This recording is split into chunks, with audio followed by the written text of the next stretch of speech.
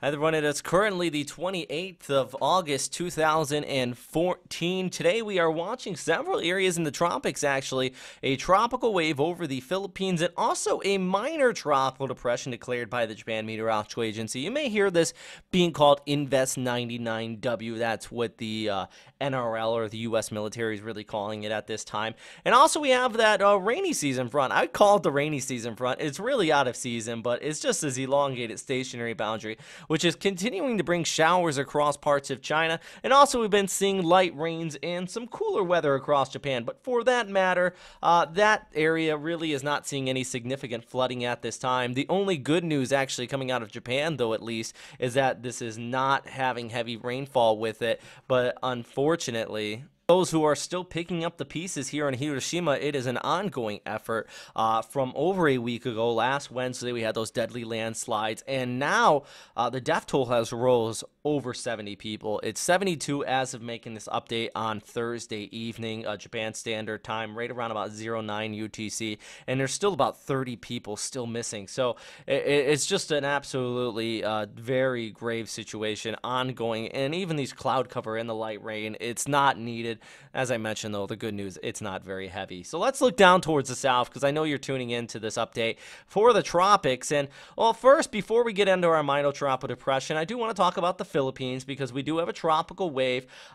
Really, at this time, I'm not seeing a closed-off circulation on ASCAT imagery. So I know we've been kind of throwing around the LPA term, but actually, it's more of an elongated trough of low pressure. You can see here from JMA, they actually keep the low off of the screen here and still have that little troughing over the northern Philippines. But that is enough to bring some rainfall. So you can see here, this is the past 6 hours worth, or actually, excuse me, 3 hours worth of rainfall. And some areas just off the coastline seeing well over 20 to 30 millimeters of rainfall. And the problem is all that is charging off there towards the west. So I think Friday morning is going to be, as Thursday night and Friday morning, is going to be very wet out here across the Manila area. You've already been seeing the heavy showers here on radar. It really has been ongoing. I know some areas have been under orange level alert, and there is the threat of some localized flooding coming out of this. We could see totals adding up over 50 millimeters of rainfall. But as far as widespread flooding, that's not going to be happening. But if you do happen to be in one of these areas that are really getting hit by this, you definitely want to be careful. At the very least,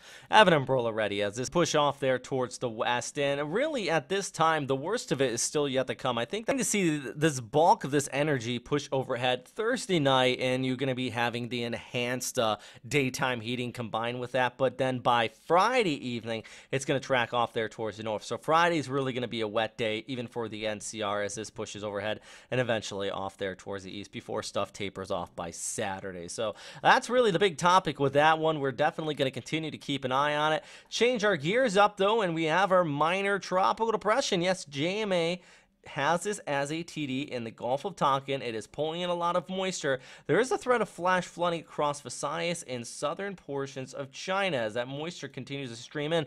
Plus, we're seeing gale force winds just offshore. You can see some of these areas. I mean, this is indicating upwards of about 30 to 40 knot winds. Along with the rainfall, it definitely is not very pleasant here. So that's the thing we're going to be watching there. Plus the rainfall occurring over the Philippines and everything else going on in the Western Pacific. So really, for now, though, everybody, that is all we are talking about. Let's take a look at the model outlook. I know you're tuning into the tropical update, so I want to give you a tropics as far as any organized storm systems. And really, I mean, the reason why I'm concentrating on a minor tropical depression in a low pressure area is because that is all to talk about. Even in the long range, we have nothing out here. Maybe a little weak low developing over there towards the west, but I mean, the westerlies are much more active. This is where we're seeing the storm systems develop off towards the north. That's the GFS model I just showed you. The NavGem keeping it the same way. We did see something on the CMC develop over here towards the east by next week. Actually, the same low rate here NavGem and GFS are picking up on.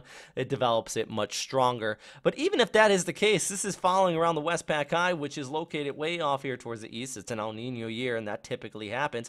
So it would recurve out the seas. So at least at this time, Hey, August likely we're not going to be having any homegrown typhoons in the next 2 days. I don't see that happening.